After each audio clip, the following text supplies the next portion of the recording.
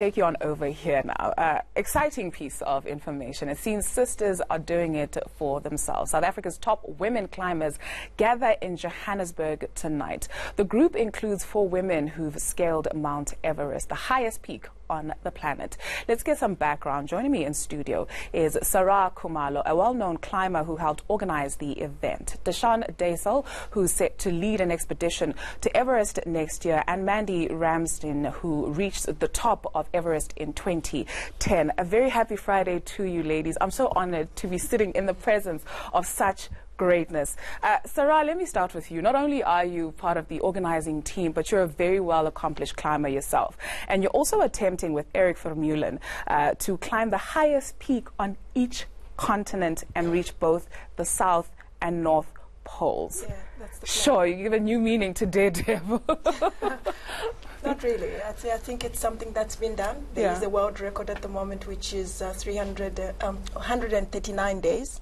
And we're trying to beat that. And, you know, what a good thing to do for South Africa and for women. Absolutely. What does that entail? One can't imagine that it's easy also.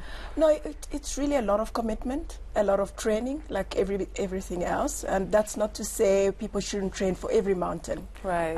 You train as much for the Drakensberg as you do for Kili and everything else.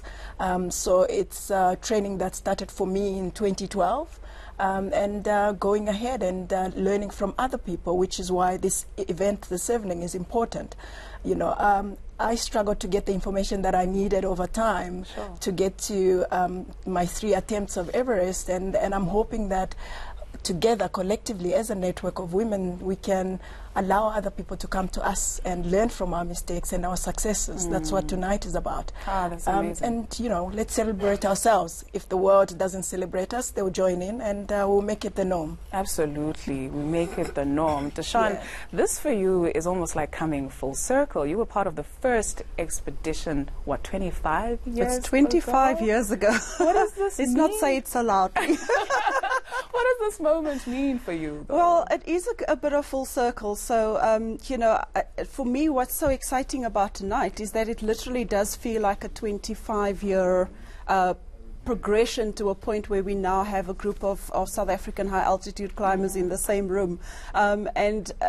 When I first started out, it literally was that kind of thing where you needed to spot another female climber because the ratio between male and female was just so high. It was 1 in every 67 when I first started climbing. 1 in every 67. 1 in every 67. So now, I mean, Mandy and I had a lovely discussion this morning about how that ratio is starting to shift. And it's really, really exciting because what we are seeing is that more and more women are trying to explore and get into the high regions of the world. And you know, we really are at a great moment now where we can bring a sisterhood of climbers together and say, how do we learn from each other? How do we support each other? How do we let each other know what we're doing? You know, just so that it doesn't feel like such a lonely thing anymore. And I think so tonight's going to be really exciting from that point of view, both to celebrate what's been done by some female climbers in South Africa, but also to look forward to see what we still can do. And so next year's 2020 expeditions are part of that. Sure, we're going to talk about 2020 in a moment. I'm so excited. But Mandy,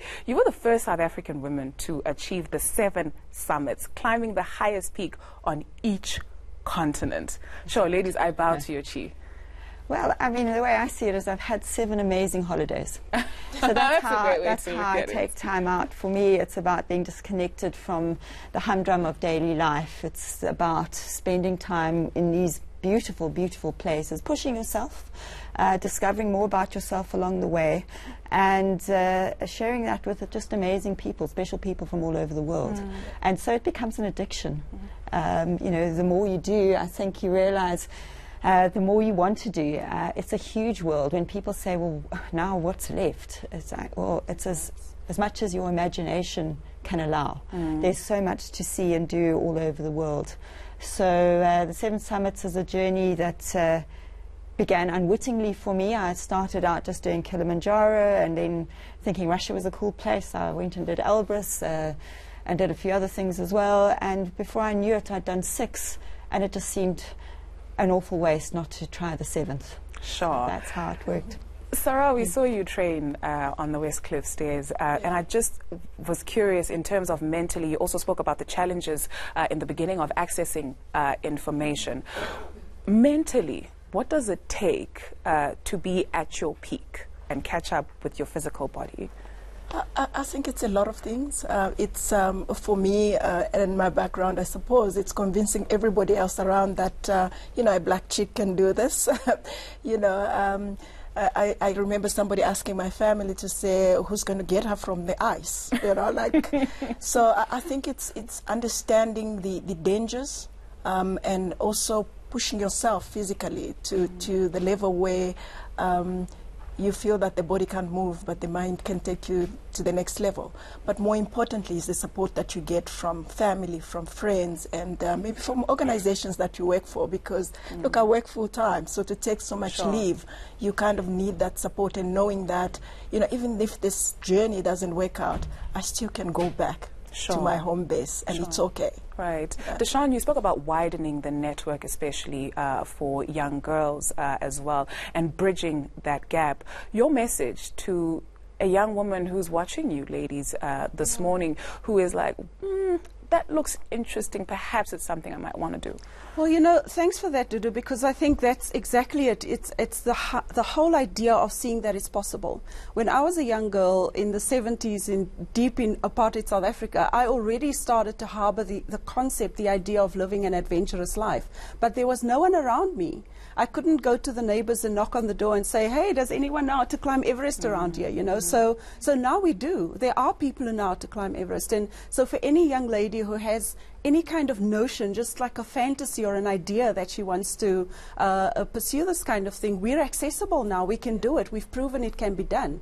And so that excites me even more, because I deal with a lot of schools. I speak at many, many functions around the country. And the one thing that always encourages me is how many young kids, especially young girls, come up to me and say, how do I do what you've done? How do I get involved? Where do I sign up? You know, and so I get so excited when I think about what we've managed to achieve in the last 25 years in terms of showing that it's possible, but also what can be done after the sisterhood gets together tonight. Because I think you must watch the space, make way, because I think some cataclysmic movement is about to happen. Right. Thank you so much, ladies, for joining us this morning. You are indeed the blueprint, and it's so amazing. It's very encouraging as well. I know I'm going to gym after this. I won't be scaling mountains, but I'll be active. Meet you on the West Cliff stairs.